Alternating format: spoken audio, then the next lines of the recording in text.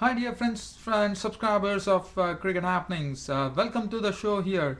And well, to the semi-finals of Nokia T20, I made a statement yesterday in my preview saying that Royal Challengers Bangalore have a slight edge, and that's what happened today. They successfully chased a total of 200. Royal Challengers Bangalore once again chased the second consecutive time in this championship. They chased a 200 plus total successfully to defeat the New South Wales Blues by 6 wickets in Bangalore in the semi-finals, which saw 26 sixes hit, which was Gayle and Warner actually hitting the maximum of sixes, sharing 19 sixes between them, and sailed into the finals of the Champions League 2011 Nokia T20. Well, the Royal Challengers captain Daniel Vettori won the toss and inserted the Blues into bat and changed tack today by giving Dilshan the opportunity to bowl the opening over with his off-spinners, which not only throttled the run scoring of openers Watson and Warner but also picked up a wicket by inducing Watson to top edge a pull shot to be out for 3 and bowled his full quota of 4 overs for a measly 10 runs. After that, Warner was very powerful and his partner Daniel Smith was also very effective, putting on a 145-run partnership for the second wicket, with Warner crashing the ball over the ropes with great timing, and such was his power that miss hits also turned into sixes. One of the sixes hit the roof and Dirk Nanne's bowling was scarred, Vettori was pummeled consistently, and Arvind was taken to the cleaners. Daniel Smith played confidently, stroking the ball through the covers and occasionally lofting the ball over the pickets with lots of force. It was also very smart to play some very delicate late cuts. Warner was absolutely unstoppable, sending sixes soaring over the fence with will. Arvind in the 18th over clean bowled Smith for 62 of 42 balls with 7 fours and 3 sixes. And David Warner, the pocket-sized dynamo, finished with back-to-back centuries, 123 not out today of just 68 deliveries with 6 fours and 11 sixes. And Rohrer was unbeaten on 7 with the New South Wales total on 203 for 2 after 10 overs. Just looking at the bowling figures here doesn't make any happy reading. Tilakam was the only one who bowled well, 4 overs, 1 for 10. Dirk Nannes, it has been a feature through this tournament where Royal Challengers Bangalore's Dirk Nannes has been really struggling with his bowling. His 4 overs cost him 51 runs. Daniel Vettori 3 overs cost him 29.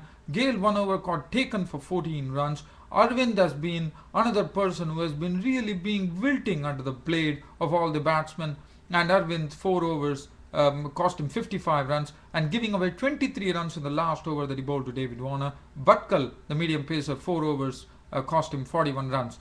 Now looking at the Royal Challengers chase here, well, Royal Challengers Bangalore in their chase lost Dilshan early for 4 to Cummins, but that was no deterrent as Gayle along with Kohli added 141 runs in 11 overs, with Gayle smashing the ball to all parts of the ground, and one of his sixes was the longest ever recorded in this championship history, and that went 112 meters. What a six it was from Chris Gayle. And the score was 21 for 1 when Dilshan departed. After that, it was absolute mayhem because Gayle was really pummeling the ball to all corners of the field. Stuart Clark was taken, Mitchell Stark was slammed away, Patrick Cummins was bowling fast, but Chris Gayle's force was so much that he used to march down the pitch like how he used to take a spinner and slam Cummins for sixes. Even though Cummins returned the best analysis for his team in a losing cause, 4 overs no made and 45 runs and 4 wickets. But as I said, Chris Gayle was simply superb. He blasted sixes at will like David Warner, but the power was exemplary because one of his shots of the bowling of Cummins actually sent the ball soaring over the stadium, and a new ball has to be brought in. Such is the power of Chris Gayle, and such is the swashbuckling opener capable of.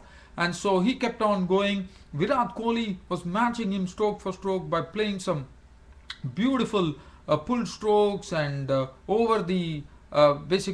hitting over the fielder shots. There were a lot of shots that he played, and he was also playing with a lot of skill. As you know, Virat Kohli just carried on with where he left off, and in fact he was the one who was there when the victory came. He was not out on 84 of just 49 deliveries, 10 fours and 3 sixes. But as I said, Gayle was something, it was terrible. I mean, Gayle was so unstoppable, and at Chinnaswamy Stadium, Bangalore is his favourite ground, and where he normally never fails to deliver, and that's what he did. And with the force with which he was playing, 8 fours and 8 sixes in his knock of 92 of just 41 deliveries, he was LBW bowled Cummins for 92, with the score on 162 for 2 when he departed in the 14th over. And after that, Cummins actually produced a beautiful toe-crushing Yorker to Shivraj Tiwari first up, and he was clean bowled for a duck. So that was 162 for 3. And then they lost Mayank Agarwal, who hit a 6 of the... and he makes it a habit, as I said, Mayank Agarwal comes in and slams a 6. He hit a 6, 1-6 in his score of 7 of 4 balls. But he was also a victim of Cummins, and they were 172 for 4 at the time. After that, Mohammad Kaif joined in. But Virat Kohli was the man who took them on and really started taking on from where Gayle left off and started really stroking the ball very well. And Mohammad Kaif was not out on 13 of 8 balls with 2 fours. And Virat Kohli was the man of the match once again, as he was not out on 84 of just 49 deliveries, 10 fours and 3 sixes, taking them to victory by 6 wickets and taking them to the final of the Nokia T20 Championships. Bowling figures, Stuart Clark 4 overs, none for 31, Mitchell Starc 3 overs, none for 41, Patrick Cummins 4 overs, 445 was the most successful bowler. Steve O'Keefe 2 overs got taken for 26. He was welcomed with a 6 by Virat Kohli when he came into bowl. Moises Henriques was slammed for 24 runs of 2 overs. Steve Smith could not really bowl. Chris Gayle really took him apart, 2.3 overs, no maiden, none for 24. David Warner, once a solitary over from David Warner got taken for 16 runs. And well, I can only say something here. I mean, it was a stroke filled. There were sixes to be scored, there were fours to be scored. But as I said, the team on the day one. But what was very good to see is basically a second time in succession Royal Challengers Bangalore have chased a 200 total, and it has become a norm. And runs have been really flowing in this championship, if you see. And now they are into the final. They would be awaiting the match between Mumbai Indians and Somerset tomorrow, and trying to know who are they going to meet in the finals. Now Somerset has to beat Mumbai Indians if they have to keep away an all-Indian final. Well, is that going to happen? That will be known tomorrow.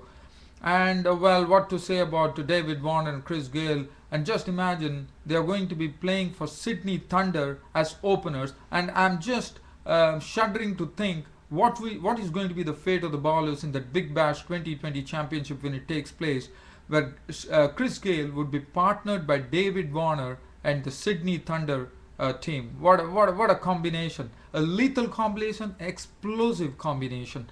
And well, as I said, I shudder to think how the bowlers are going to manage to bowl, and they would be having nightmares, I'm sure, when they are going to bowl to these two players. Other than that, dear fans, friends and subscribers, I have to end my cricket show on this note. Thank you for watching Cricket Happenings, and thank you for giving your support to Cricket Happenings show. Thanks once again, and tomorrow I'll be back with a full match report on the match between Mumbai Indians and Somerset. Until then, it's goodbye and good night from your host Ram of Cricket Happenings. Thank you.